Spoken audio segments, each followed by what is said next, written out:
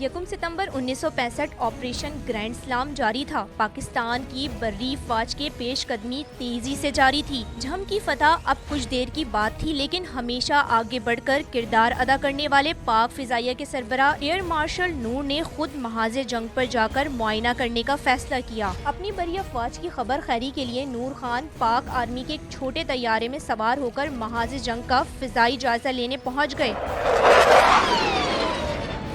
اب وہ پاک فوج کی بڑھتی سپاہ کو آگے بڑھتا دیکھ رہے تھے۔ اچانک ان کی نظر پاکستان آرمی کے ٹینکوں پہ پڑی، جو ایک ترتیب میں دشمن پر حملے کے لیے آگے بڑھ رہے تھے۔ ایئر وائس مارشل نور خان کو خیال آیا، یہ ٹینک کسی بھی مخالف ایئر فورس کے لیے پرکشش ہدف ہو سکتے ہیں اور کوئی بھی دشمن ایئر فورس کے اس ہدف کو زیادہ دیر تک نظر انداز نہیں کرے گی۔ اس بات کو ذہن میں رکھتے ہوئے انہوں نے پاک فضائیہ کو حکم دیا کہ وہ محاذ جنگ کے قریب تیار رہیں۔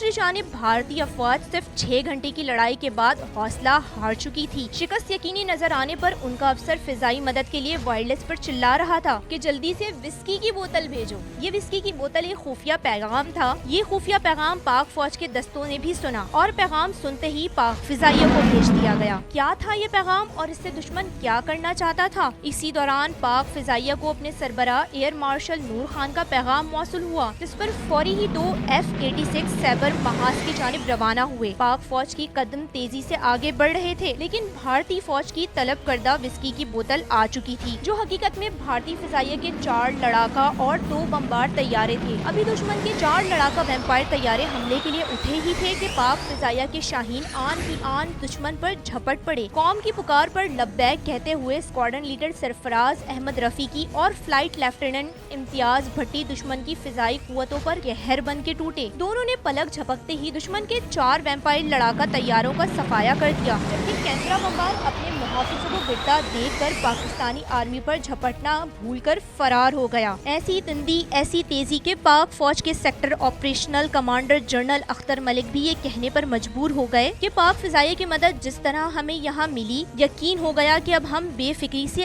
آگے بڑھیں گے۔ بھارت کے ساتھ کسی بھی جنگ میں سب سے پہلی فضائی جھڑپ کا نتیجہ یہ تھا کہ 4-0 سے پاکستانی فضائیہ نے کھاتا کھول دیا۔ یہ ابتدا تھی اس فضائی برتری کی جو تمام کے تمام جنگ ستمبر 1965 میں برقرار رہی۔ اس معرکے کے بعد بھارتی فضائی ویمپائرز طیاروں کو فوری طور پر جنگی خدمات سے ہٹا دیا گیا، جس سے بھارتی فضائیہ کی جنگی مورال پر کالی ضرب لگی۔